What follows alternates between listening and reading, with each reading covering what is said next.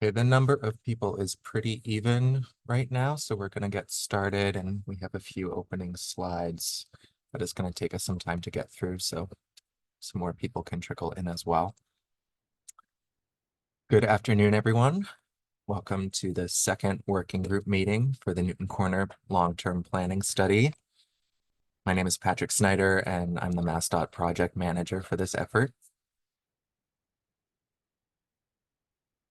Before we get started, we'd like to review some Zoom procedures so that we're all on the same page.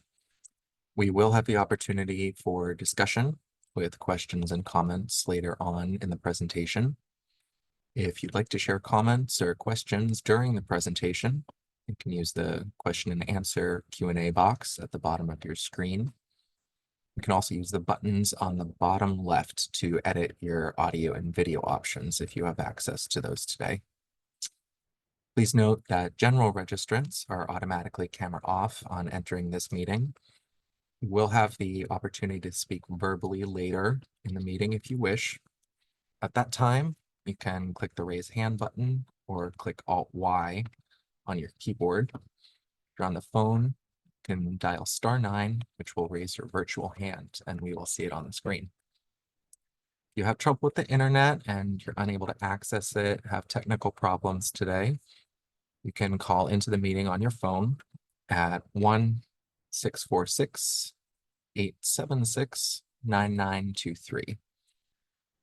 You'll then be asked to enter the webinar ID, which is 811-9891-8884. Passcode is 733794. If you're attending this meeting on a computer, you can use the view button at the top right hand of your screen to adjust your view settings for speaker or gallery mode. We do have closed captioning available today. It is automatically generated by Zoom. You can activate it at the bottom of your screen by clicking the button. You should just know that it's not always accurate because it is automatic technology. If you have trouble with the meeting technology or need Zoom technical support during this meeting, you can call 1-888-799-9666 for Zoom technical support. We'd also like to review some meeting procedures. We can go through these before all of our Zoom meetings. Today's meeting is open to members of the public and will be recorded, so it is considered part of the record. Massachusetts Department of Transportation may choose to retain and distribute the video, images, audio, and/or chat transcript from today's meeting. So by continuing attendance in today's meeting, you're consenting to participate in a recorded event. If you're not comfortable with this, that is okay. You can keep on mute, off video, or choose to excuse yourself from the meeting. For those of you joining us as general Zoom registrants today, your microphone and webcam are automatically disabled upon entering this meeting. You will have the opportunity to speak later during the public comment period if you wish. We will be taking questions and answers. They're all welcome, but we do appreciate that you stay on topic and refrain from any disrespectful comments. Before we begin, we do want to take this opportunity to let all of you know that MassDOT Highway Division will soon be implementing immediate improvements to the Newton Corner area. This is in coordination with the City of Newton. MassDOT will hold a public meeting next Wednesday, September 25th, to present information about these safety improvements. And they'll also talk about the anticipated construction schedule and impacts. Construction is anticipated to start within the weeks following next week's public information meeting. For more information and to register for that virtual meeting, you can visit the MassDOT events website online. And we ask you to please note that the immediate improvements are progressing separately from this long-term planning study, so we won't discuss them today. If you have questions, you are welcome to attend the meeting next week or reach out via email at massdotprojectmanagement@dot.state.ma.us. So we'll now dive into our presentation. We do have a lot to discuss today, so thank you for bearing with us with all of this content. If you have to exit the meeting at any point, that is fine. The recording from this meeting and the presentation will be posted on the study website. The topics we will cover today are listed on the screen. We've started with number 1, welcome, and our opening procedures. I will continue with a brief overview of the purpose of today's meeting, which is to review our background information work with the study working group, all of you. We will review feedback from the first working group meeting of this long-term planning study, which was held in May earlier this year. The materials and notes from that meeting are available on the study website. After that, we'll start to present our existing conditions and background work, at which point I will hand it off to our consultant team. I know some of this information may seem repetitive. We thank you for your patience with us, as this is just part of our study process. It informs the work we will do later when we develop and analyze long-term solutions. This slide lists the information we reviewed for our existing conditions work. Our planning context includes previous planning studies, land use data and economic conditions, current zoning, population and housing data, demographics, environmental justice communities, employment and public health data, and environmental conditions in the study area. We also reviewed multimodal mobility conditions, which include travel mode share. That's to say the makeup of ways people choose to travel in the study area, driving, walking, transit, and so on. Existing travel patterns and origin destination data, active transportation, transit data, which includes commuter rail service, rapid transit, MBTA buses, and public and private shuttle services, and paratransit accessibility transit services. We also did a full review of roadways and intersections, their operations, and safety and crash data. This is all of us on the study team. We're happy to be here with you today, continuing this process and working together on possible long-term solutions for this area. I'm Patrick Snyder. I work for MassDOT's Office of Transportation Planning. I'm joined by my colleague, Rachel Kelly, who is assisting on this effort.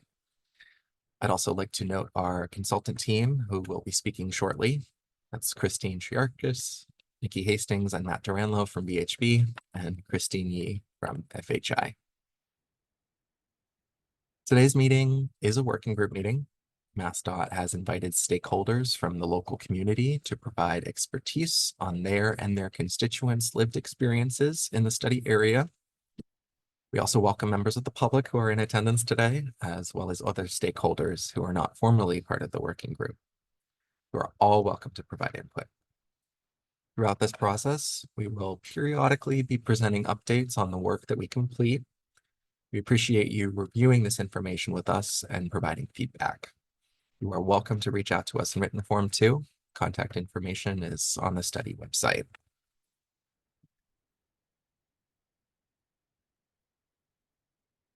At our last meeting, we established some ground rules for the working group just to establish expectations for this process.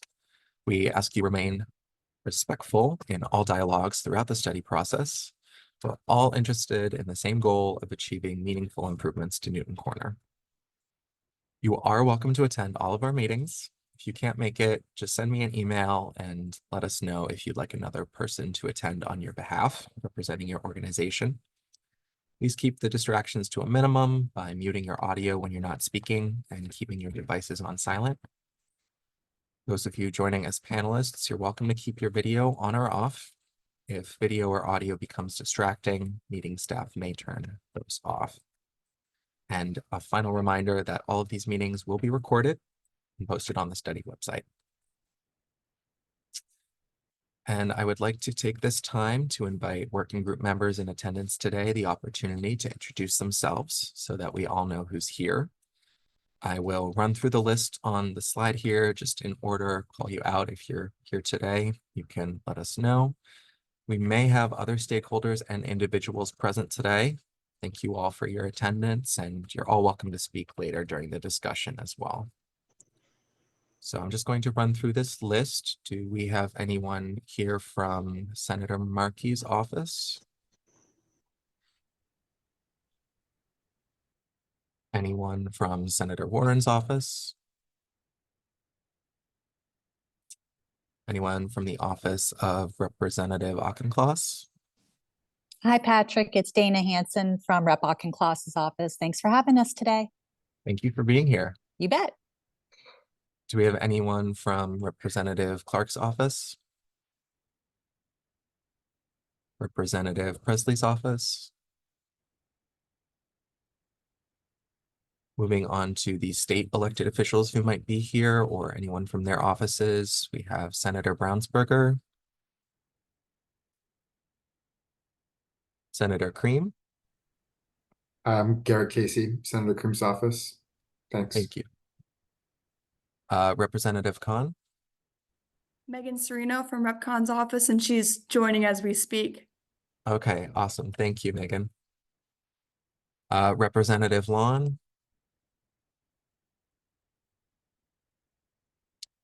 Representative Moran. Representative Owens. This is Rep. Steve Owens. I'm on. Thank you, Representative. Good to have you here. Thank you. And moving on to local officials, I believe we have several people from the Newton City Council. I'll start with City Council President Laredo. Mark Laredo, President of the City Council. Thank you. And I know we also have Councilor Greenberg. Oh, hi. Thank you so much. Maria Greenberg, Ward 1 Counselor. Thank you. And I'm not sure. Do we have anyone else from Newton City Council today? Yes, Allison Leary, City Councilor at Large, Ward 1. Thank you, Patrick. Thank you for being here. Hearing no one else, do we have anyone from the Watertown City Council today? Anyone from the Boston City Council or their offices? Hey everybody, Matt with Boston District 9 City Councilor Liz Braden's office here. That's Alston and Brighton. Thank you. Thank you. Anyone here from the city of Newton today? I think we have some of you on here. Yeah, Jen Martin, Director of Transportation Planning. And can you promote David Kozis from an attendee to a panelist, please? Yes. He's also with the city of Newton. Yeah. Thank you. That should be all set. Yeah, Ned Codd with the City of Newton DPW Transportation Division. Thank you, Ned.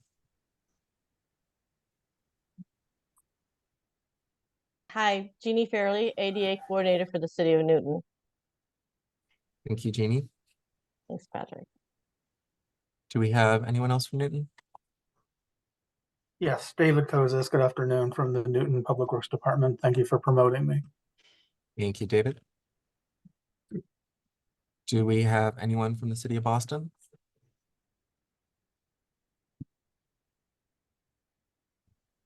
Anyone from Watertown? Good afternoon. I'm Zeke Mermel, Senior Transportation Planner at the City of Watertown, here on behalf of our City Manager, George Proakis. Thank you all. Thank you, Zeke. Sounded like we not have anyone on from Boston at the moment, so we do have some people from the state as well. I know we have one or two people from MassDOT Highway Division, if you'd like to unmute. Hello, everyone. Benjamin Muller. I'm the Transportation Planner for Higher Division District 6, which includes Newton, Watertown, and City of Boston. And Manny, looks like you're here too. Hi, everyone. Manny Paris, DCR Parkway Section Head. Thank you. And I also saw Josh Joshi. Hi, everyone. This is Drashti Joshi from Headquarters Traffic. Thank you. I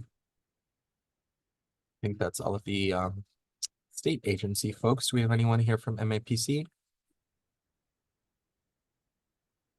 Okay, next we have the Newton Corner Neighborhood Association. Good afternoon, Robin Boger. Very happy to be here. Thank you, Robin. Anyone from Mass Bikes? Livable Streets?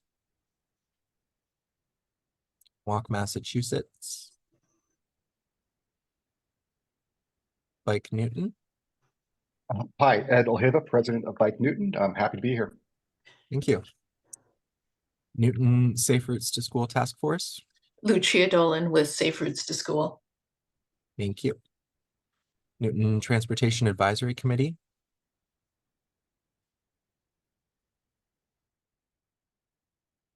Anyone here from Perkins School from the Blind? Newton Council on Aging. Have the Newton Commission on Disability as well. The Watertown Transportation Management Association. Hi, Patrick. Sophia Gallimore. Hi, Sophia. Thank you. And the Alston Brighton Transportation Association. Okay, so that sounds like everyone that we have on the call at the moment. I think Patrick, Sandy Johnston here from the MBTA. Thank you. Thank you for jumping in, Sandy. Okay, so this is everybody that we've invited. Again, maybe not everyone might have had the opportunity to join us today, but we do welcome everyone's participation at this meeting. I would like to take a moment to review the purpose of the study. The Newton Corner Long-Term Planning Study will develop long-term multimodal transportation solutions and safety improvements to the I-90 exit 127 interchange in Newton, as well as thinking about connectivity and additional factors in the surrounding area. We're building off of MassDOT Highway Division's work on short and medium-term improvements, which are ongoing. And like I said, they are going to start some construction soon. As I mentioned, they will have a public information meeting about that next week. This long-term study is a deeper dive into alternatives that might require more significant analysis. We have a longer-term outlook here to 2050, which means that in putting together alternatives, we will consider what conditions in the year 2050 might look like. We'll think about what improvements could be useful between current year, 2024, and then out to 2050. Study area for this effort is larger than the short and medium term work, includes Newton Corner itself, the West Newton I-90 interchange, DCR roads in Newton, Brighton, and Watertown, notably North Beacon Street and Soldiers Field Road intersection and Nenatum Road. The final product of this study will be conceptual alternatives and recommendations with a proposed approach for future implementation and discussion. We're thinking about long-term solutions here, so we appreciate your patience as we move through this process. As I said, MassDOT is also moving forward with near-term improvements, which will be discussed next week. Moving into the study framework, as we think about the work we're doing for this study, we have 5 overarching study goals. The goals are not in any particular order. We use them to guide our thought process. Our goals for this study are to improve access, safety, and mobility for all, reconnect Newton's neighborhoods, enhance quality of life, promote sustainable transportation solutions, and to develop actionable recommendations. To be clear, we're not necessarily weighing any of these goals more than any others. These are all points we consider during the study process when thinking about possible long-term changes to Newton Corner. These goals have also been further fleshed out into objectives for specificity, and the full documentation of the goals and objectives can be found on the study website. Building off of the study goals, we have evaluation criteria. Evaluation criteria are the standards by which the goals and objectives will be measured and evaluated during our analysis of alternatives. We're still fine-tuning the criteria for this study, which is available on the study website. Last month, in August, working group members were invited to provide feedback on the evaluation criteria, and they are posted on the study website. We welcome additional input today if you have it, and we'll be finalizing this soon. I'd like to review some feedback from the first working group meeting, which we considered in our review of existing conditions work, and will continue to lean in on during this study. Based on feedback at the first working group meeting, we identified some initial challenges to think about as we carry out this long-term study. We're open to additional feedback and we'll be gathering some at the upcoming public meeting on October 8th. That's for the long-term study. There will also be that public information meeting for Highway Division's work next Wednesday. This is the feedback that we have received from working group members about the long-term study so far. In the immediate study area, which is Newton Corner itself, we heard significant concerns about inadequate pedestrian and bicycle infrastructure. Participants at the last meeting pointed out safety and accessibility challenges for children, people with disabilities, transit users, and bicyclists. For example, in the northwest section of Newton Corner by the Honda dealership, we heard it's difficult for pedestrians with poor sight lines and lane weaving required for drivers. We also heard the southern side of the Sheraton Hotel by the southern portion of Center Street is currently inaccessible for wheelchair users. We heard concerns about vehicle travel, like merge conflicts that require difficult maneuvers that stem from the current road design. One area identified was the eastbound off-ramp from I-90, and it's frequently backed up. There are difficult lane changes and merge movements required here. Vehicles exiting from the highway often form two lanes. The interchange as a whole suffers from significant congestion. There are other highway ramps that back up, which can cause gridlock, and portions of bumper-to-bumper traffic, which can cause a bit of a ripple effect throughout the area.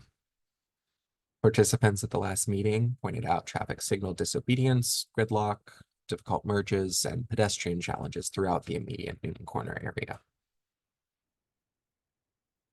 Moving into a wider portion of the local study area, we had a variety of feedback targeted on the West Newton 990 interchange, North Beacon Street and Soldiers Field Road under GCR jurisdiction, and other areas near Newton Corner.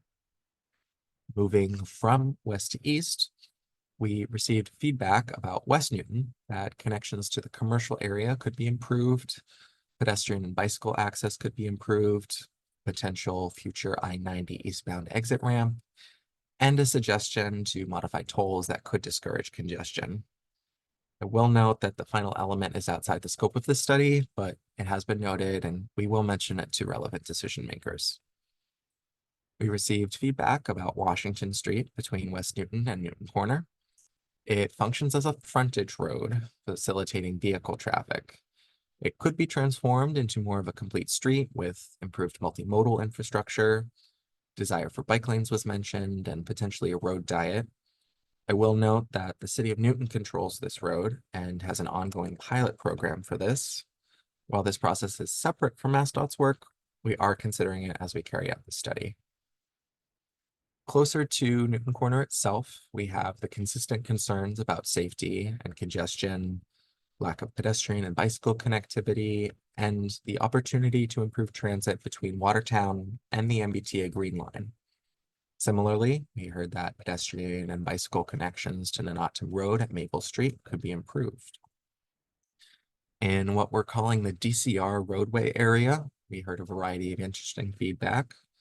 Underutilized pavement width, underutilized green space, expanding connections to the continuous mixed-use path along the Charles River, safety of the North Beacon Street, Soldiers Field Road intersection, and the potential for I-90 connections directly to this area.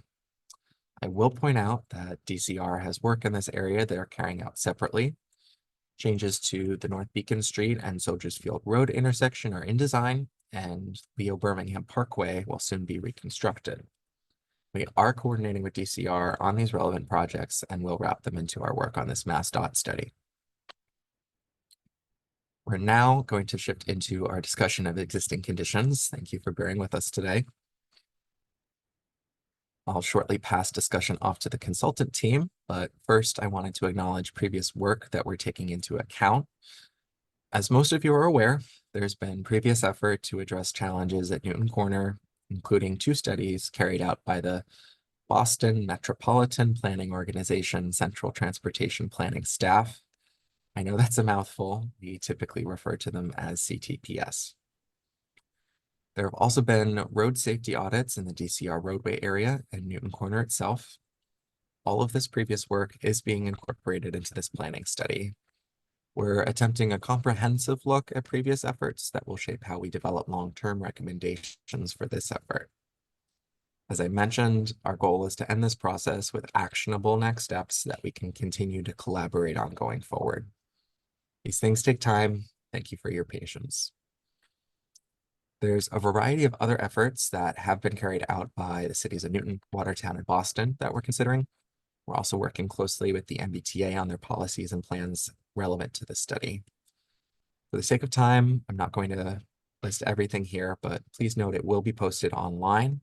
And if you think if you think that we've missed anything, or you, please feel free to send an email. Once again, contact information is on the website. And just to provide an overview of what we took away from our review of previous efforts, previous planning efforts have made recommendations for transportation changes in the area, like reconfiguring roadways and creating new pedestrian and bike connections, as well as enhancing existing ones. Accessibility stands out as a concern, bringing infrastructure up to ADA standards. Municipalities and the Commonwealth have policies in place that focus on expanding active transportation options. This is something we will take into account. Safety is a major concern at Newton Corner as there are high crash rates. From an environmental standpoint, climate change is affecting the way that we think about transportation projects and planning in general. Our environmental work includes a review of climate change challenges, and when we develop alternatives, we'll think about how to incorporate improvements that could address urban heat islands, flooding, and other concerns. Similarly, emissions and pollution are something that we will consider that wrap into active transportation improvements and vehicle travel. Regarding land use and economic development, housing supply in Newton is limited and could see increased development in the coming years. We are actively considering how this will affect future traffic volumes and transportation in the study area. I'll now pass it off to Christine from VHB. Thank you, Patrick. Good afternoon, everyone. I'm Christine Triarchis, the project manager for VHB for this study. I'm going to dive into the existing conditions analysis that our study team has been working on over the past several months. We have a lot of information to share, so please bear with us through this. We're starting with the land use and economic conditions, which involved reviewing several GIS-based data sources to get an accurate picture of the current conditions. The capture area for this evaluation includes approximately a half mile from the I-90 corridor from West Newton through the DCR roadway area.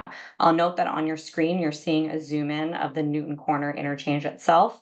Please note that the study area is a lot larger, but in an effort to provide you an image that is a little bit more meaningful at this scale, we zoomed into Newton Corner.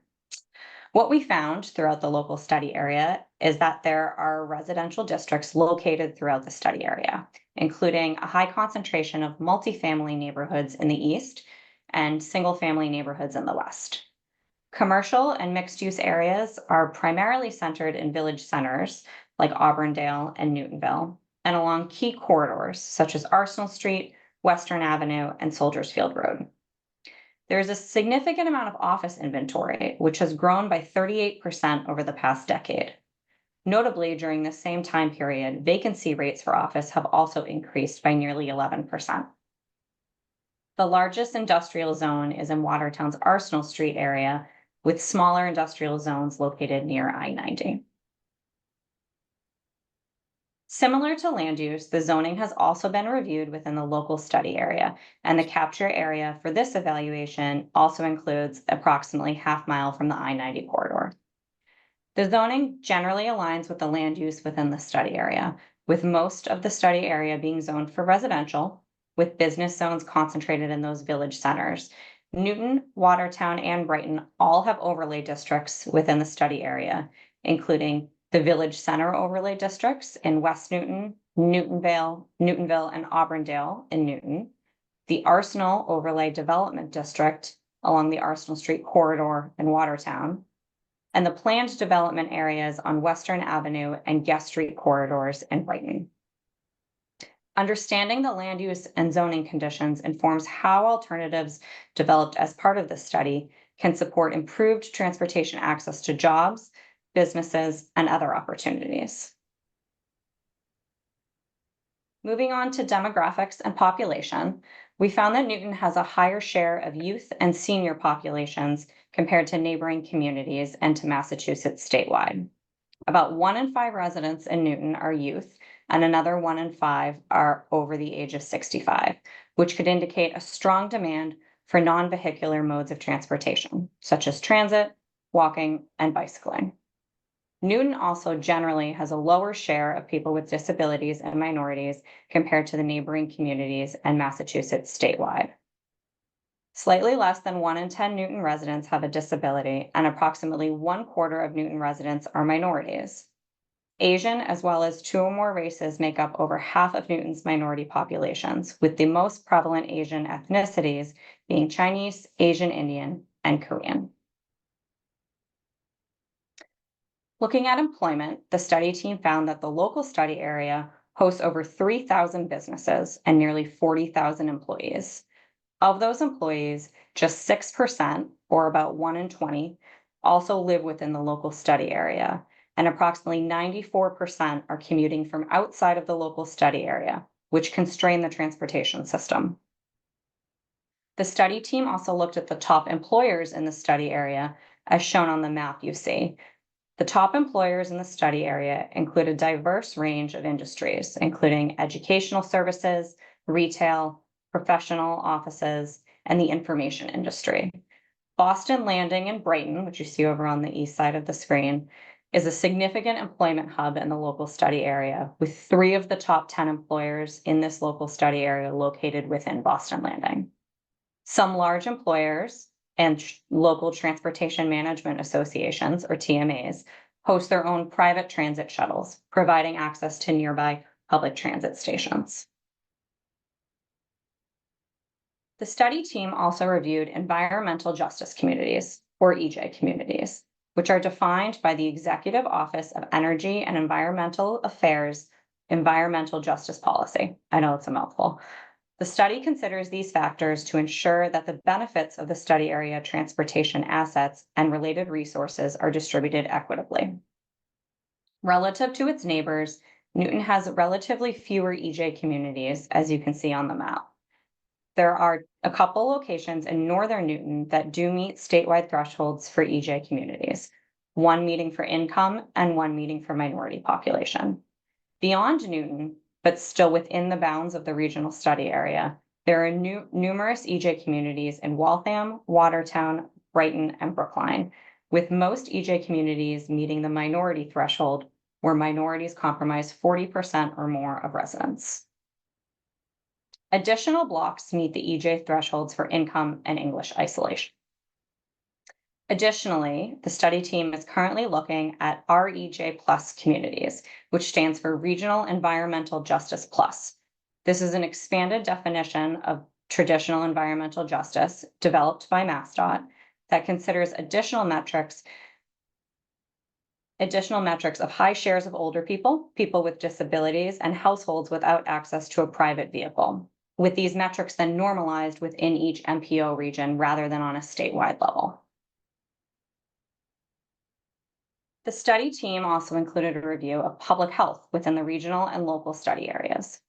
The public health analysis correlates socioeconomic, demographic, land use, urban design, and transportation factors to the health of communities to determine which potential improvements and policies may have the greatest impact on community health. Key metrics are shown here in the table. And what you see is that compared to the US and the Boston metro area, the local and regional study areas experience a lower prevalence of all chronic diseases that were considered except for asthma. Asthma prevalence within the local study area is slightly higher than the national average and is strongly correlated with airborne particulate matter PM 2.5. Commuting patterns were found to have strong correlations with asthma, obesity, diabetes, and mental and physical health. When we look towards project alternatives, this data indicates that we should prioritize non-single occupancy vehicle modes and incorporate strategies that would otherwise reduce vehicle miles traveled. The study area contains a variety of environmental resources that are important to the health and quality of life of the study area municipalities. Our environmental analysis included a review of these resources, including their regulatory implications as they pertain to natural resources, historic and archaeological resources, and oil and hazardous materials. There are numerous wetland resources within the study area, including the Charles River and several smaller brooks, as well as numerous protected and recreational open spaces. The wetland resources are subject to Massachusetts Wetlands Protection Act. According to the U.S. Fish and Wildlife Service, 3 federally listed species can occur within the study area, and these include the northern long-eared bat, the tricolored bat, and the monarch butterfly. Historic and archaeological resources include 61 National Register listed properties, including the First Unitarian Society of Newton Church in West Newton and the Charles River Speedway building in Brighton, both images of both shown on the right, as well as several National Register listed districts. Also includes inventoried properties, inventoried areas, and previously recorded archaeological sites. Also within the study area, there are 442 state-listed disposal sites and 1 U.S. EPA Superfund site. This being the U.S. Army Materials Technological Laboratory on Arsenal Street in Watertown, which was removed from the Superfund National Priorities list in 2006, as all areas of contamination have been cleaned up at this point. I will now hand it off to Matt Duranlo to discuss the mobility existing conditions. Thank you, Christine. My name is Matt Duranlo, and I'm the Mobility Task Lead for VHB on the study, and I'm going to present the existing conditions as they relate to mobility. Starting off, we looked at the mode share and vehicle ownership within the study area. Approximately half of all residents in Newton drive alone for their commute to work, about 1/4 work from home regularly, and the remaining quarter use other modes of transportation, including walking, bicycling, transit, and carpooling. These commuting patterns are similar to those of Watertown residents, while residents of Boston and Cambridge are less likely to drive alone for their commute. This is possible because of enhanced transit, walking, and bicycling infrastructure in Boston and Cambridge as compared to Newton and Watertown. Additionally, of all households in Newton, fewer than 6% are zero-vehicle households, which is lower than the neighboring communities and lower than the Massachusetts statewide average. We next looked at the existing origin and destination data for drivers using the Newton Corner interchange. Using data from the Regional Integrated Transportation Information System, or RITIS for short, we were able to review travel patterns based on where trips had their origins and destinations during a set period. For this study, neighborhoods were assembled from Transportation Analysis Zones, or TAZs, to determine the location of trip origins and destinations, and data was reviewed daily for the morning and evening peak periods during typical weekdays in March of 2024. This slide here shows the daily origin and destination data for vehicles using the Newton Corner interchange traveling to and from the west, which means all the origins of all trips that enter I-90 westbound at Newton Corner and the destinations where trips end of all trips that exit I-90 eastbound at Newton Corner. As shown, approximately 40% of trips that exit I-90 eastbound at Newton Corner have their final destination in the general Newton Corner area. Another 40% have final destinations in East Watertown or Brighton, and the remaining 20% have destinations in other areas farther from the interchange. These percentages are about the same for the origins of trips that enter I-90 westbound at Newton Corner, which represents the flip side of a typical commute. From this data, we can see that while most vehicles using the Newton Corner interchange traveling to and from the west are local trips, having their origins and destinations within the study area, the high amount of trip origins and destinations east of Newton Corner in the East Watertown and Brighton area indicates that there could be demand for an additional access point to the east.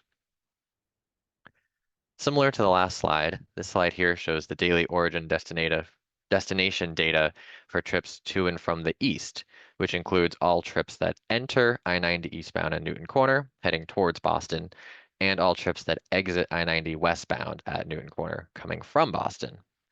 As shown, similarly to the two from the west, approximately 40% of trips that exit I-90 eastbound at the Newton Corner interchange have their final destination in the Newton Corner area. Another 40% have destinations in other areas of Newton beyond Newton Corner, and the remaining 20% have destinations where their trips end in areas beyond the municipality of Newton. Again, these percentages are about the same for the origins of trips that exit I-90 westbound at Newton Corner, representing the flip side of a typical commute. Next, we looked at active transportation, including bicycle and pedestrian infrastructure. The map here shows bicycle facilities in the study area are limited, and those that do exist are disconnected. The solid green lines indicate off-road paths for pedestrians and bicyclists, including the Charles River pathways paralleling the Charles River and the Watertown-Cambridge Greenway up in Watertown, connecting into Cambridge. As shown, there are limited connections to these facilities, especially to from the south in Newton, making it difficult for bicyclists and pedestrians to access these pathways. Specifically, I-90 and the parallel train tracks serve as a notable barrier for north-south bicycle and pedestrian travel connecting to and from the river. In addition, most pedestrians and bicyclists traveling on main roadways in the local study areas experience a high level of traffic stress, indicating that there's insufficient accommodations provided on roadways that carry high vehicle volumes with high vehicle speeds. A review of MassDOT's potential for everyday biking analysis indicates that all study area roadways, except for I-90, have a medium potential for everyday biking if safe, comfortable, and convenient bikeways were to be available. Shifting on to transit accommodations, the study area is served by several MBTA bus routes, as well as the Worcester line of the commuter rail. Newton Corner serves as a bus hub for the area, with 8 different MBTA bus routes serving the neighborhood. The Washington Street at Bacon Street bus stop is the busiest bus stop in the study area, serving 7 different bus routes and having over 600 riders boarding or alighting every day on a typical weekday. The Worcester line parallels I-90 through the study area and has 3 stops in Newton, at Newtonville, West Newton, and Auburndale, and 1 stop in Brighton at Boston Landing.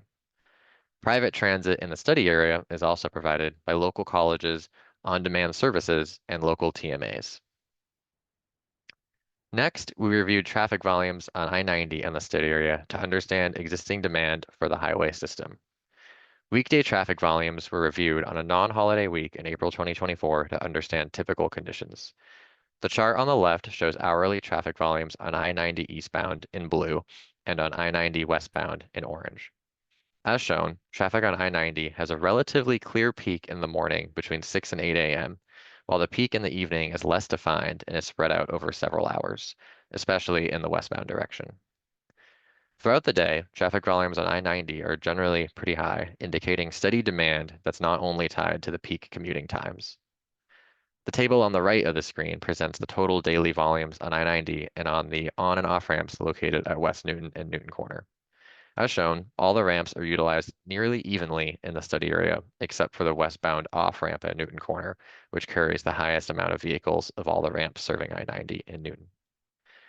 We also have collected daily and peak hour volumes on several non-interstate roadways in the study area, which will be available on the project website. Existing traffic operations were evaluated at the study area intersections and on Interstate 90.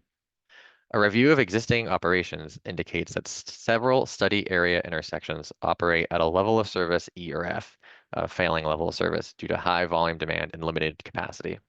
The I-90 eastbound off-ramp at Newton Corner is a notable pinch point for operations due to the stop sign at the end of the ramp and the short ramp length, with queues observed to frequently back up onto the I-90 main line. Other pinch points in the study area include the signal at the beginning of the I-90 westbound on-ramp at Newton Corner, weaving and yield conditions on the Washington Street eastbound bridge, also at Newton Corner, and signals that have insufficient capacity for the existing demand in West Newton. One thing to note is that these operational analyses are based on current conditions out there today. We know that there are current short-term, such as the meeting for next week, and midterm proposed improvement projects in Newton Corner that are being initiated by the MassDOT Highway Division focused on improving safety and operations, as well as other proposed improvement projects at other locations within the study area. These roadway changes will be incorporated into our upcoming future conditions analyses so that this study's alternatives can build upon them. The last mobility item we considered was roadway safety. We reviewed crash data at all local study area intersections and summarized the total number of crashes and the average crash rate at each intersection, as shown for the Newton Corner area here on the map on the right. Based on the data, 7 of the 48 study area intersections are above the MassDOT district crash rate average. Existing roadway geometry and congestion are key elements linked to safety issues, especially in the Newton Corner area. Police reports were reviewed in Newton Corner to develop more detailed crash diagrams. From the diagrams, we observed that between 2017 and 2019, there were many rear-end crashes on the 990 eastbound off-ramp and on I-90 itself prior to the ramp, with 64 crashes occurring over the 3-year period.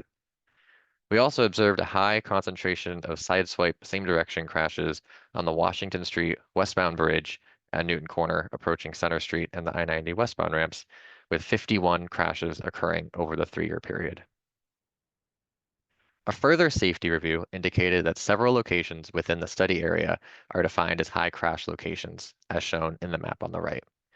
In the core local study area, high crash locations were identified in West Newton and Newton Corner.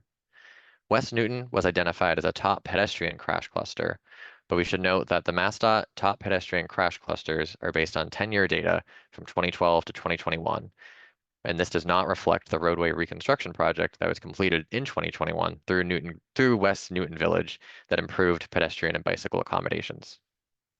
In Newton Corner and at the DCR roadway area, road safety audits were completed within the last decade that identified existing safety deficiencies and determined potential enhancements to enhance safety at each location, such as modifying signage and striping, changing existing roadway geometry and traffic control, and potentially adding new on-off ramps to I-90. The results of the RSAs will be used to help develop study area alternatives moving forward. All right, thanks for bearing with us, and now I'll hand it back over to Patrick to wrap things up. Thank you, Matt. Thank you, Christine. And thank the rest of you for tuning into our review of existing conditions work. I'm just going to run through a high-level summary on this slide so that you get an overview of everything that we just talked about. We may have thrown a lot of information at you. One of the themes across all of the documents and prior work that we've reviewed, as well as the ongoing highway division work, is that the existing roadway geometry in Newton Corner and the congestion are linked to safety issues. Drivers often have to make confusing maneuvers, which can lead to crashes. There are a couple of infrastructure constraints that will influence our planning for potential long-term changes to Newton Corner. I-90 and the MBTA rail line run through the middle, which creates a barrier for north-south pedestrian and bicycle mobility. It also places constraints on existing vehicle traffic patterns. There are a limited number of highway exits between Route 128, which is also known as I-95, and Boston proper. Combined with our review of where people are going with the origin destination data, we found that there might be significant reliance on exit 127 Newton Corner. We found a significant amount of Newton residents, approximately 60% commute by vehicle. The Newton Corner village area and connections with I-90 have to process high volumes of vehicle traffic, and congestion is a significant issue. If we can find a way to incorporate enhanced walking and biking connections in our alternatives, like to the Charles River bike path, local areas, some people might choose alternative transportation modes, and that could help facilitate vehicle travel and mitigate congestion. Similarly, a significant portion of the workforce in the study area, it's about 93%, commutes from other communities. There's a large amount of regional vehicle traffic that moves through Newton Corner, which contributes to the congestion, the amount of people entering and exiting I-90 here, and environmental impacts that are linked to that, such as tailpipe emissions. While not directly related to transportation infrastructure itself, there are quite a few natural, historic, and archaeological resources in the area. These are assets that we will consider when we're developing alternatives and evaluating their potential impacts. Newton, Watertown, and Boston have all identified extreme heat as a challenge for their communities. Our review of climate vulnerability and resilience plans indicated that this is something that we should also be thinking about, how to address and mitigate what we call urban heat islands, how to think about keeping this area cool in the future. While I know a lot of this work can seem intuitive, it lays the foundation for the rest of the study. The existing conditions we presented today and your feedback will be incorporated as we continue our next steps. We will also incorporate feedback that we receive at our upcoming public meeting, one for the long-term planning study in October. Looking at our schedule, we're currently wrapping up our existing conditions work. This is the second working group meeting of the study. On October 8th, we'll hold a public meeting for the study starting at 6:30 p.m. Additional information about this meeting is on the study website. The meeting will be held virtually on Zoom, and you can find a registration link on the website. The rest of this fall will build off of our existing conditions work to consider what things will look like in 2050, the year 2050, for transportation and how this ties into local development and other related changes. We're currently working on developing a traffic model, which will be used to test alternatives later in the process. I want to reiterate that we have a variety of goals for this study, as discussed earlier in the presentation. Goals are listed on the study website. Traffic doesn't move in a vacuum, so to speak. We heard feedback at the last meeting not to only think about traffic volumes and vehicles. So please note that we're thinking about more than just that, and we will continue to as we move into alternatives development and analysis later in the year and moving into the winter months. We will continue to have more working group meetings for a total of 6. We're aiming to hold the next one sometime this winter, perhaps in December or January. We'll reach out once we schedule this. Our timeline is dependent on work that we complete between now and then, so thank you again for your patience. We will also have 4 public meetings over the course of this study. As I mentioned, the first one will be October 8th. Everyone is always welcome to reach out between meetings, and our contact information is on the study website. To give you an idea of the next steps that we'll be working on in the coming months, we will continue to incorporate working group feedback on the draft evaluation criteria. We'll finalize existing conditions documentation, everything that we talked about today in a little bit more detail.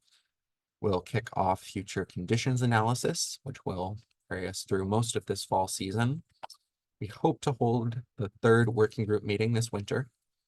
Our first public meeting will be October 8th at 6:30 p.m. We would be grateful if you spread the word among your constituents, neighbors, anyone else who might like to join. All are welcome. We look forward to seeing you there if you can attend. The meeting will be on Zoom, and the information is on the study website. At our next meeting, we plan on discussing future conditions. Future conditions are a look ahead to the future year 2050 that we're considering in the study. This is a long-term planning study, so we want to make sure that the alternatives we develop cater to future traffic, future demographics, future travel patterns, climate change, and other conditions. At our next meeting, we'll also present a summary of issues, opportunities, and constraints that we will consider when we develop alternatives.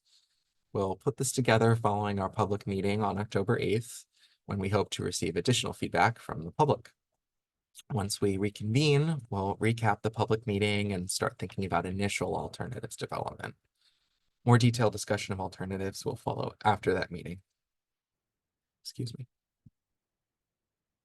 I'd now like to open up the floor to discussion between working group members, sort of a round table. For any of the members of the public in attendance or general registrants, you'll have the opportunity to speak momentarily after this. For working group members, you can raise your virtual hand if you wish to speak by clicking on the button at the bottom of your screen to be recognized. You can also submit questions and comments in the question and answer Q&A box at the bottom of your screen. I do want to remind everybody, this meeting is being recorded and will be posted on the study website with comments subject to disclosure for public record. One more slide just to spur some discussion, get the wheels turning in your brains. To initiate the conversation, we have a couple questions here. We want to know how today's summary aligns with your experience in Newton Corner, how it relates to lived conditions of you and those that you represent in the area. We're also interested moving into future conditions and alternatives development, if you have thoughts about how what we presented today and your lived experiences relate to long-term solutions. Now going to start calling on those of you who have your hands raised. Thank you for your patience again today. The first raised hand that I saw was from Representative Khan.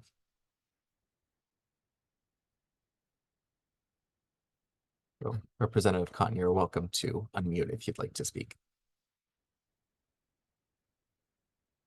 Good afternoon.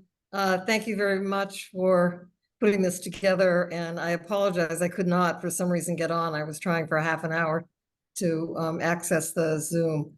But I just wanted to make 2 points more in terms of longer term and traffic issues. One is that I learned recently that there is an interest, there's the Brockton Plymouth bus line has been in contact with me about the possibility of having bus service from Riverside to Logan Airport up to possibly 10 times a day, going back and forth. I don't know if you've met with them or not.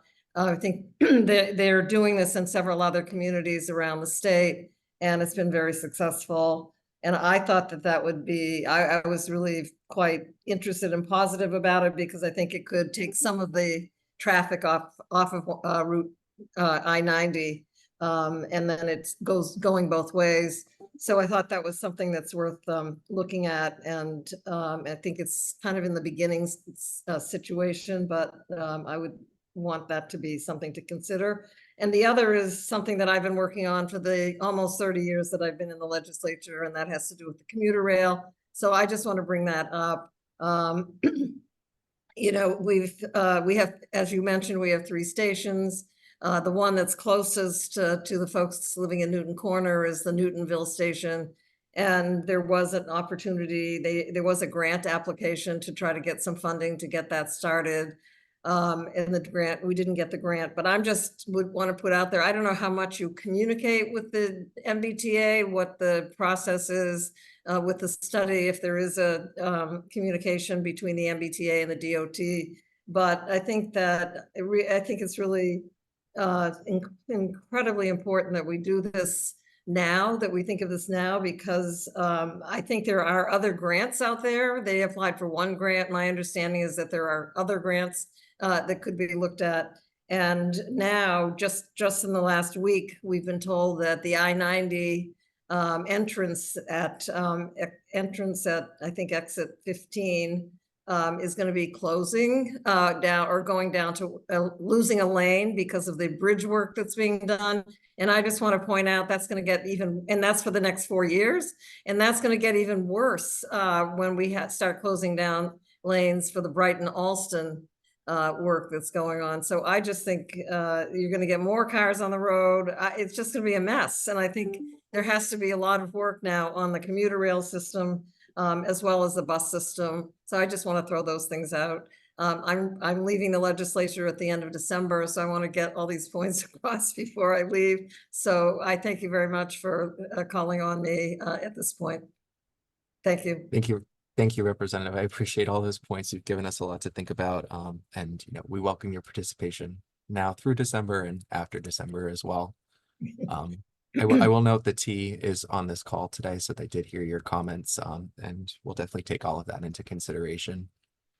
The next hand that I saw was from Robin from the Newton Corner Neighborhood Association. You're welcome to unmute.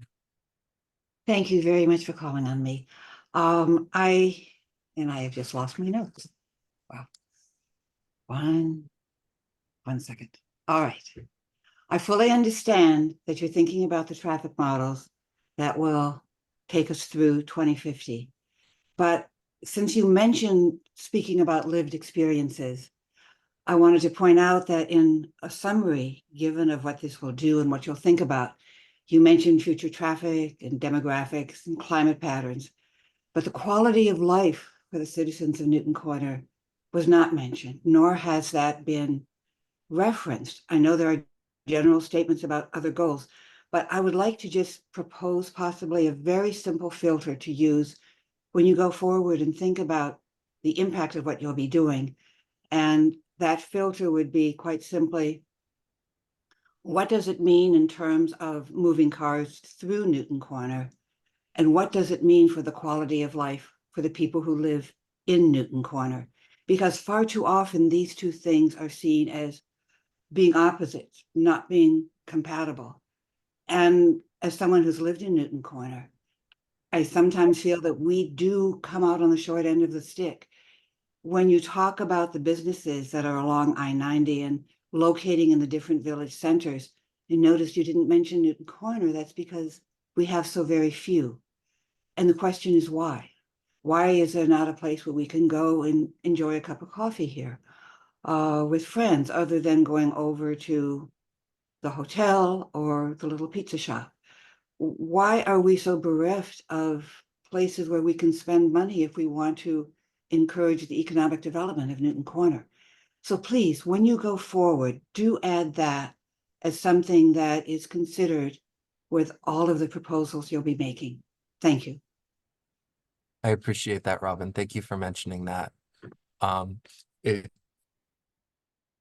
a good point. We are considering that. That is part of our goals and objectives. If you go on the website, it is further fleshed out. If you look under some of the goals, we have the objectives there that, refer to elements of quality of life. Going into our public meeting in a couple weeks, the one for the long-term planning study, I can make sure that we make that a little clearer in our next presentation. So thank you for bringing that up. The next raised hand that I saw was from Wenzeng. Thank you, Patrick. This is Wenzeng from the City of Boston Transportation Department. I'm a neighborhood planner. And there are three things that I want to mention. I think number one is a question for you guys, for the MassDOT folks, which is, are you guys collaborating with the MBTA to explore the possibility of adding a commuter rail station at this location, given that there are so many just modes of transit in this area? I think it would be a wonderful opportunity to look at the feasibility of increasing transit accessibility in this area, by looking at, if there's a small commuter rail station in Newtonville, is there a possibility that we can either move it or kind of combine the stops to make it stop at Newton Corner to service more people?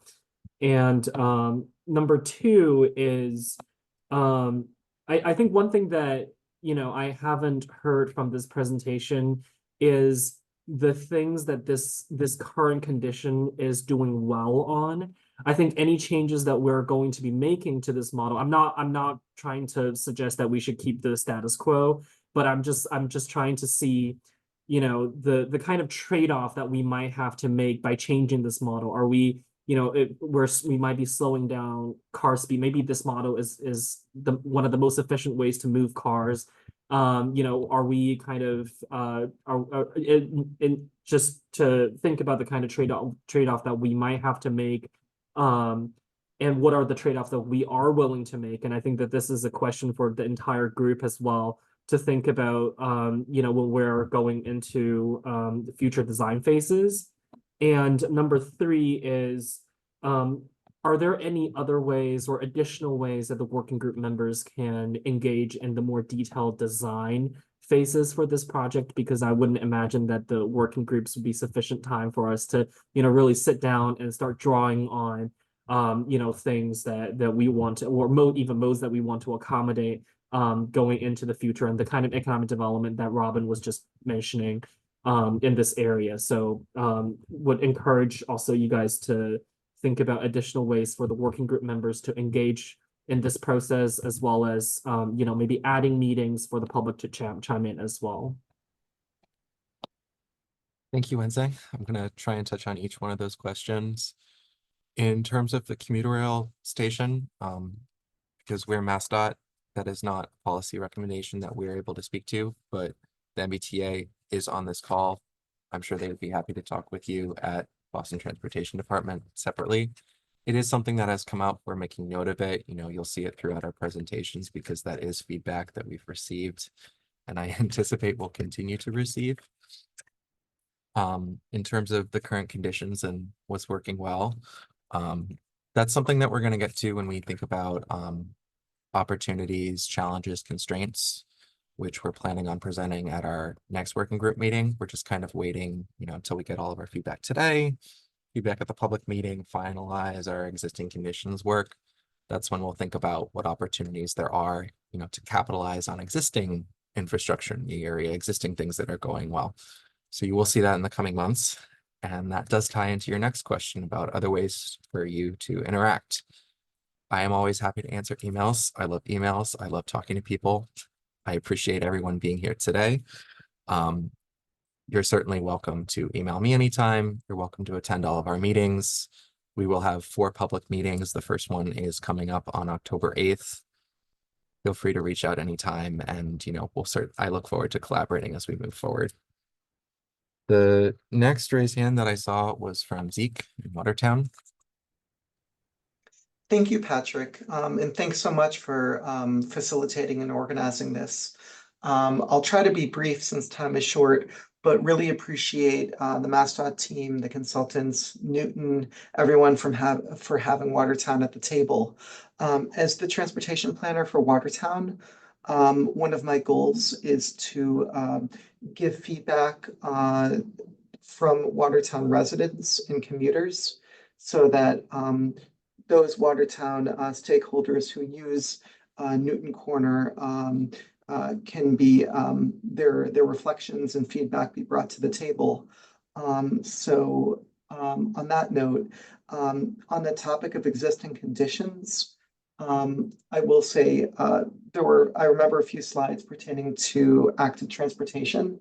So this is just a comment is we're actually adding blue bike stations to the area within Watertown immediately north of Newton Corner. So I really do hope that that helps Newton Corner residents and commuters, being that it's so close by.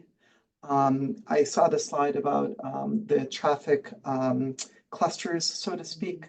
For example, Watertown Square, just on the edge of the study area.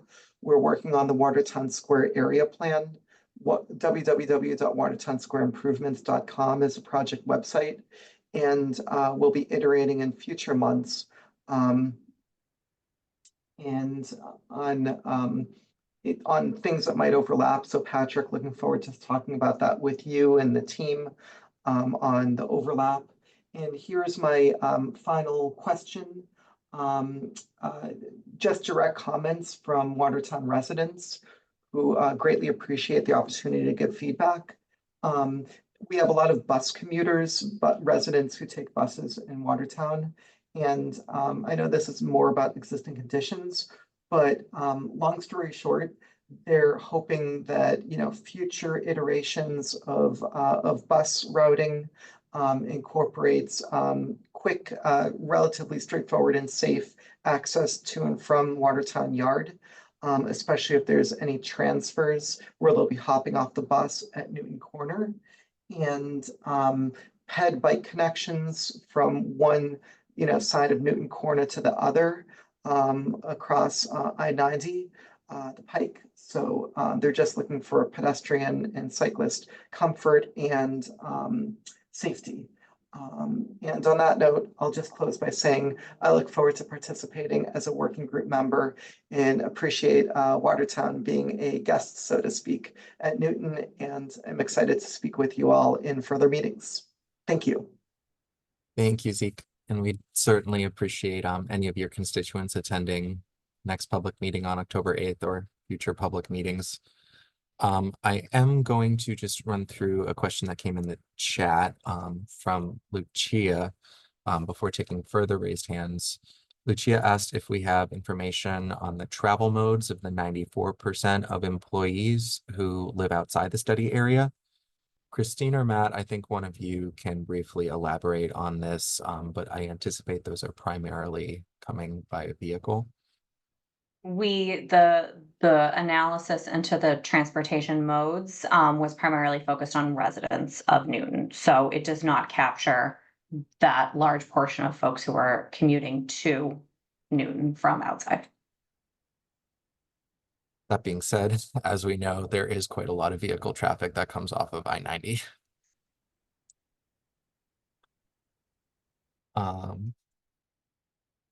want to make sure I have the proper order of raised hands. The next one I have in the queue is David from DPW. If you'd like to unmute. Yes, thank you. And thanks for calling on me. I think a lot of the feedback that we've seen so far in the summary, like problems merging, congestion, difficulty for pedestrians, right? These are all serious problems that we study and we talk about all the time and we try to improve all the time. I think it's partly part of every single study, right, that's ever been done around here. But one thing that I think we don't seem to talk about much, and when Zhang just mentioned it, I was going to take my hand down, but I thought I'd mention it again, is like any opportunity in this long-term study for a new commuter rail station in Newton Corner, like an infill station here, that would be ADA compliant and have 2 platforms and coordinate with all the MBTA bus routes that we mentioned in the summary. I just think it would be really important and interesting to know if this idea is even a remote possibility, right? Or is there one reason or another, geographically or, in terms of engineering or something, even in the long run, that this could just never happen and maybe take it off the table, right? But until we hear that, if we do hear that, maybe we would be able to focus on other transit, improvements. But I don't think I've ever heard that, but I wonder if that's something that we could find out a little bit more about as part of this long-term study. Thank you. I appreciate that. Thank you, David. We can certainly look into it. And also, if you'd like to send me an email, I'd be happy to connect you with someone at the T. Since I don't work for the T, I'm not able to speak to that. The next raised hand I saw, I believe, was from Allison Leary. And Allison, before you unmute, I just want to give everyone a time reminder. We're at 5:12 right now. This meeting is scheduled until 5:30. So I would orient speaking a little bit more toward questions, which we're happy to answer verbally. And if you have any general comments or feedback, you're welcome to put them in the question and answer. But we will try and get to everybody if we can. So Allison, you're welcome to unmute. Thank you, Patrick. I will be brief. I think the discussion we've had so far is been very good. I completely agree with the comments about better train service in terms of long term. I believe we have to really focus on being more multimodal with our infrastructure, with buses, better bus service, a bus only lane, bikes, and commuter rail, and much less on single occupant vehicles. I'd like consideration of a bus only lane on the Mass Pike, definitely a commuter rail stop at Newton Corner. I myself almost always e-bike to work on the Charles River Path, and I go faster than the traffic on the Pike. But I also want to say, if we want to get people on bikes and we have to make it safe for them. There's a lot of kind of unsafe crossings. You mentioned one of them already, that is there. I think they're going to be redo on North Beacon Street. I cross 6 very busy intersections on my bike heading into Boston. I get off at the Mass Ave. And one other thing I had a question on, I've heard that they're considering a commuter boat going down the Charles River. That has been mentioned to me a couple of times. And if you've heard anything about that, and I think that would be another wonderful option for people to be able to get on a boat down the Charles River rather than have to get on the Pike. So thank you very much. Thank you, Allison. I did see that news article, and we'll keep it in mind as we work on this study. Before we take some more raised hands, I'm just going to touch very briefly on a couple of questions that are in the question and answer box. Someone anonymous asked any thought to decking over portions of the Pike I-90 before and after the hotel to create more space for auto, walk, and bike lanes. That pertains a little bit more toward our alternatives development phase, which comes later, but we can think about how that might be applicable, and thank you for bringing that up. Someone else asked about the commuter rail station, which seems to be the theme of today. Will the study estimate how much impact on auto traffic a commuter rail station in Newton Corner would have? Similarly, impacts from new express route buses and better Route 57 service. As I said before, the new commuter rail station isn't really in our purview for this study, but the T is on this call. We'll happily talk about it with them, and perhaps we can connect later on what exactly is going on there. We have talked separately from the commuter rail station theme about the future of MBTA buses in the network, specifically under their bus network redesign effort. And I'm going to shift back into raised hands. I think the first one that has been up in this queue is Nate. Thanks, Patrick. Thanks for doing this. Just to piggyback on commuter rail for a second, one of the suggestions that's come up is to move the on-ramp to the Pike to the other side of Church Street and use that area in there for a commuter rail station. I know it's beyond the purview, the station itself is beyond the purview, but moving that on-ramp, I think, would be within the purview of this, might be in the purview of this committee. My other observation is it's an old expression, what gets measured gets managed. And in this call, I hear how traffic, we know that 40% of people come to Newton Corner to do this, 40% people leave Newton Corner to do this. I didn't hear anything about 40% of the pedestrians. I don't know what point of the Newton Corner where the pedestrians cross.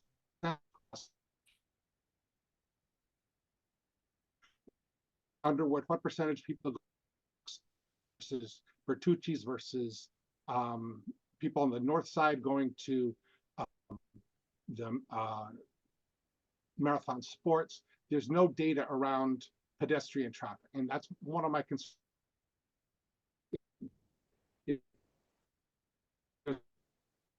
Criteria, it's about reconnecting the neighborhood. I didn't hear much about reconnecting the neighborhood today. Again, I heard about traffic, vehicles. I did not hear about how Newton Corner used to be a vibrant commercial center before the Mass Pike went through it, and how we're going to reconnect the neighborhood so North and South and Newton Corner all get back together again. I appreciate you're doing this. I really would, my focus, I walk around Newton Corner just about every day. And that's really going to be one of my focuses, is to push on the pedestrians, making sure the pedestrian access gets better. It's a lot easier to walk to, you know, it'd be great if people could walk to Bertucci's without having fear of their life. Every place I crossed this morning, the car runs a red light. So we've got enforcement issues as well. But I really want to be able to walk around Newton Corner to support the local businesses so we can have a vibrant community in Newton Corner. Thanks so much for your time and for listening to me. Thank you, Nate. I appreciate all of that. Next raised hand I saw was from Sandy Johnston, the T. Thanks, Patrick. Yeah, just wanted to really thank the project team for all their careful work on this, and Patrick for shepherding all of this along. I also really want to thank all of the elected officials and staff and everybody else who's kind of spoken tonight to the clear importance of transit, of bus and rail riders, mode shift and multimodal improvements. And I just want folks to know that, you know, I'll be taking these comments back to the various modal experts at the T and kind of trying to express the sentiments and the ideas and the logic that was expressed here tonight, and trying to provide as clear and transparent feedback to the project team as possible about all of these questions so that we're able to facilitate more of these conversations in the future. Thanks, everybody. Thank you, Sandy. Jeannie, I see that you have a raised hand. Yes. Thank you, Patrick. Jeannie Fairley, ADA coordinator for Newton. My question or questioning is the 10% disability, people with disabilities in Newton. I beg to differ. My research has shown me both nationally, it's 20% or more. The Institute for Human-Centered Design, along with the New England ADA Center here in Boston, have, I believe it was 2021, maybe even more recent. The research was about 25% of people with disabilities. That's a big difference between 10%. And if you just do the math, and I've read this many places in general, 50% of people over 65 have a disability, whether they call it that or not. They definitely have both mobility disabilities, visual disabilities, lots of different disabilities. In Newton, that would be the 10%. So then we're not actually counting anybody under 65 for people with disabilities. So I'd like that to be revisited and for the clarity there. And the other is and touched upon. I'm not going to belabor the commuter rail, but it's not accessible. Therefore, there's the people with disabilities who want to get somewhere. They have to drive or get a ride. Yes, maybe they take, but they do not take the commuter rail. And so that's and all three stations are inaccessible, and they're inaccessible to people who wouldn't even say they have a disability. They might have a fear of heights. The 3 flights of stairs going down to the platforms, very scary. Maybe they definitely would pick up, start to drive and would not be riding the T or the commuter rail. So thank you I'd like some clarity on that, and I'm really Nate, I completely, I'm all about pedestrians. That's what I'm, and pedestrians with disabilities, but pedestrians in general. Those crash statistics, I didn't know, any of them pedestrian versus bikes, pedestrians versus cars, or is it cars versus cars? Side swiping, rear end, fender benders, whatever. So we need to really add the pedestrian aspect here back into all of our existing conditions, which Nate might be, he should tell us who's walking and for what reason back and forth between, and the bus stops have a lot to do with that as well. So thank you very much. Thank you very much, Jeannie. I appreciate all those points, and I know that there are certainly disabilities seen and unseen. We'll take another look at those statistics. I appreciate you bringing that up. And there were a variety of crashes. They're not just limited to vehicles. We looked at everything that is available online. I'm going to talk to the team about how to make a lot of that information clearer. Thank you. I do want to be cognizant of time. It's 5:22. We're scheduled for about 8 more minutes. I'm going to take a couple of things that came in through the question and answer box. And it looks like the remaining raised hands that I have are from general Zoom registrants. So Christine, let's just move forward to those procedures. We do have a question in the question and answer box that asks, how will the road diet plan for Watertown Square affect traffic coming from Center Street, Galen Street in both Newton Corner and Watertown Square? I am not able to speak to that, but if Zeke is still on the call, he might be able to mention that briefly, any information he has about that. I can be extremely brief. So thank you for the question. The current Watertown Square, it's more than just a road diet, but the roadway changes. It's in concept now, and we'll be doing design development, but the concept as it stands now, more or less,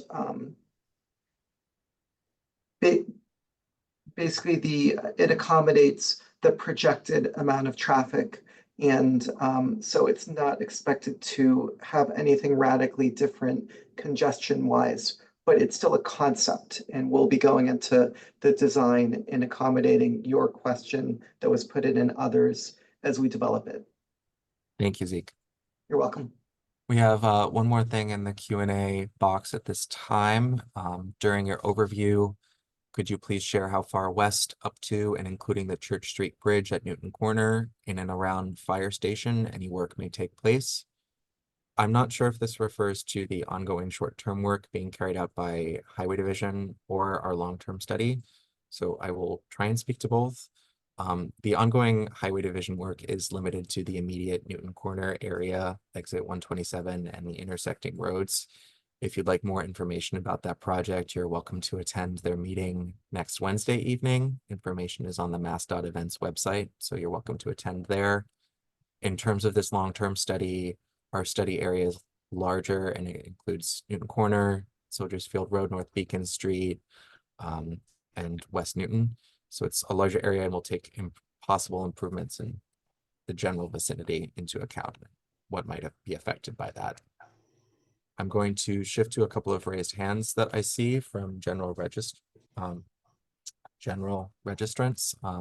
Again, we're running low on time, so if possible, please keep your comments more limited, but I do welcome any input that you have. First, I'm going to call on Seth Parker. You should be able to unmute if you'd like to speak, Seth. Thank you for your patience. Thank you, Patrick. So I'll try to make this real quick. Number one, you gave us a lot of data. I felt, and probably others felt, like we were drowning in it. My question for the future will be, what's important? Not all of it is important, and I would encourage you to just focus on what really will matter for this study. Number two, I think it's too easy to underestimate the importance of Newton Corner as a bus transportation hub. Now, yes, it serves other functions, but that function should be enhanced. And I'm not sure that the north and south side of Newton Corner can ever be joined into a common bus transportation area, because that would then encourage more traffic going around and around in the circle. But certainly bridges, pedestrian bridges over Washington Street and Center Street to facilitate getting from one side to the other would help a lot. Lastly, the concept of bridge brings up the point that if you really want to make an improvement, you're going to have to get real estate, either horizontal or vertical. By vertical, it could be bridges and tunnels. By horizontal, unfortunately, that means land acquisition. There's a piece of property at 425 Center Street that is not a high value property, plus there's a big parking lot. It's right at the end of the westbound I-90 exit. So that real estate could be very, very valuable to a long-term solution. I encourage you to think again about multi-level solutions so that you can separate traffic going in different directions and avoid them having to weave in and out or merge with other conflicting traffic. Thank you. Thank you, Seth. It's a lot to think about, and we appreciate all that feedback. I do have one more raised hand. I'm very sorry, I'm not going to be able to pronounce your name, but please let me know when I unmute you, and I will be able to do it in the future. So you should be able to unmute Yes, now. thank you very much, Patrick. This is Sergeant Delkovich. I was also at the meeting in May. Thank you for leading this project. And I'll keep my comments very brief. The urban fabric of Newton Corner was ripped apart when the Turnpike went through in the 1960s. And this careful approach that we're using now, looking at communities and historical resources, that wasn't in play then, it seems to me. But so therefore, it's important really to look upon this not only as a roadway project, but as an overall exercise in urban planning, with the goal being to improve the urban fabric of the area, to reinstate the pedestrian-based human scale of the community that previously existed and that should exist in the future. And so that's why I'm less interested in seeing traffic counts and goals that improve traffic or automobiles. That shouldn't be prioritized over the human scale that's important to the community. And so it's harder to quantify that, though. However, what does urban fabric mean? I mean, new bicycle and pedestrian routes, for example, like a bridge connecting the two parts of Center Street, bi-directional roads with human-scaled speeds and sidewalks, and kind of what Newton is doing in Washington Street or planning to do with the pilot. I'm very intrigued in the idea of having a roundabout on the north side of the Turnpike to handle that complex intersection on the north side, and maybe moving the on-ramp westward to reduce that conflict that exists there. And I mean, I'll just summarize by saying what we really need is a more qualitative approach rather than just a quantitative approach. The endless reams of data, it's not going to bring us to the best solution. And my question is, how will this study group consider urban fabric as being a primary goal of this project? I appreciate all of your points, Surgeon, and that's an excellent question based on a lot of what we've heard today. We have numbers that we presented in this presentation, but one of the reason that we're looking at a variety of themes, public health, green space, environmental conditions, that's because this is meant to be a holistic point of view, and we're taking things into account beyond, just the hard numbers of what we're looking at here today. I can make sure that we make that clear at meetings going forward. For now, I will point all of you again to the website where we've posted the goals and objectives as well as the evaluation criteria. And that might be able to better elucidate, you know, how we're hoping to achieve that from a qualitative perspective. And we're not necessarily weighting traffic above all else. It's something that we have to consider in this process, but we are also considering public health, climate change, pedestrians, bicyclists, pretty much everything that we can reasonably do. In order to be cognizant of everyone's time, it is 5:30, so we are going to be wrapping up shortly. yeah. I did, Ned, yes, Okay. Nate, thank you for jumping in, Ned. Yes, you've been waiting patiently to speak, and now you have the opportunity. Great, thank you. Yeah, I just apologies, couldn't figure out how to raise my hand here.